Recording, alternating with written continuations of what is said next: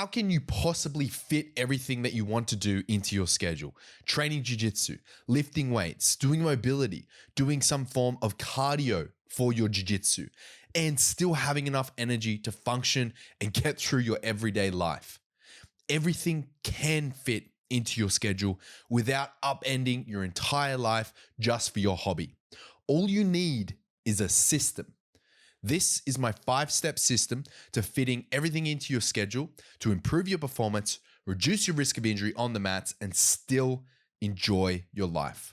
Step 1, add your maximum number of grappling sessions. Step 2, add your training program. 3, add your optional conditioning sessions. 4, add your optional mobility sessions. 5, account for injuries, fatigue, life factors, and recovery. Step 1, add your grappling sessions. The most important part of your training program is your actual grappling. I recommend a minimum of 2 grappling sessions per week.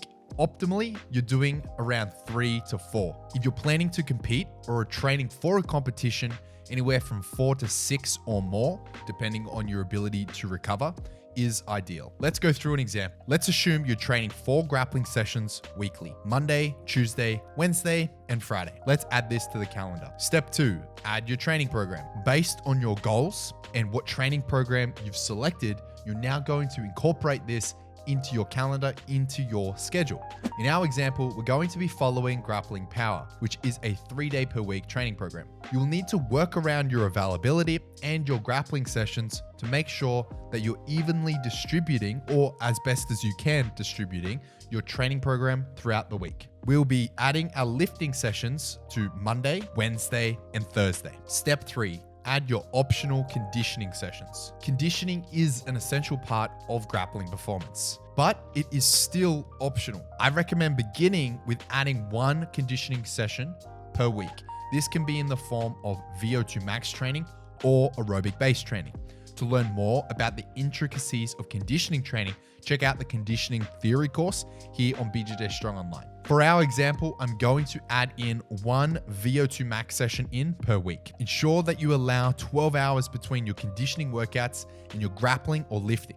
So we're going to add it in on a Saturday. This also allows for us to have a full day of recovery on the Sunday. Step 4, add your optional mobility. Each program here on BJJ Strong Online incorporates a dynamic warm-up and mobility work at the beginning of your session, and in the case of BJJ Move, incorporates it throughout the program. This is to ensure that you're not only priming your joints, going through a dynamic workout, but you're also incorporating and improving your mobility in each and every session. I also highly recommend that you're implementing the jiu-jitsu warm-up and cooldowns that you can find in BJJ Move. If you've identified mobility as an area that you want to improve, then it may be worthwhile adding in a daily mobility follow-along. Now, you have 2 options, but I recommend doing a mix of both. You can do either the mobility follow-alongs that you can find on the Movement Library, or you can go ahead and implement the 30-day Jiu-Jitsu Mobility Challenge. Or alternatively, you can alternate or pick and choose whichever sessions are going to target the areas that you're focused on. For example, if neck is an issue for you, you can go to the Movement Library and type in neck. Step 5, account for injuries, fatigue, life factors, and recovery. Now we've got the base structure of our training program. Now it's time to update it as required based on your life commitments, your work commitments, and how much time you have available each and every week. For example, if you're going through a very busy period, it's okay to scale back your training, but I recommend having some non-negotiables or a minimum standard that you set for yourself each week to ensure that you're staying healthy and you're making progress.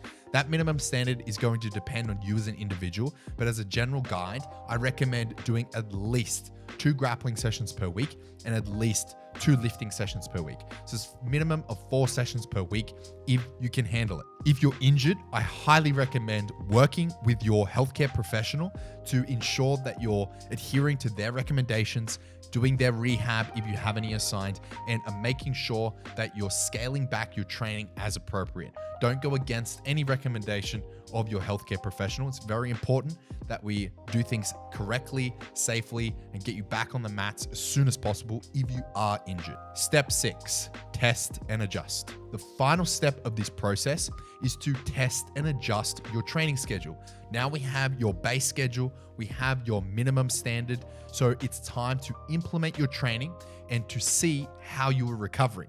If your performance is decreasing, if you're showing any signs of non-functioning overreaching, if you determine that your training schedule is too demanding, if you're not able to recover, then I recommend scaling back. The first thing to eliminate, in my opinion, is going to be your conditioning work, unless this is a high priority for you. Next, you can scale back your lifting to a 2-day per week session. And finally, if still required, scale back your jiu-jitsu. If you need to, go back down to the minimum standard that you set for yourself.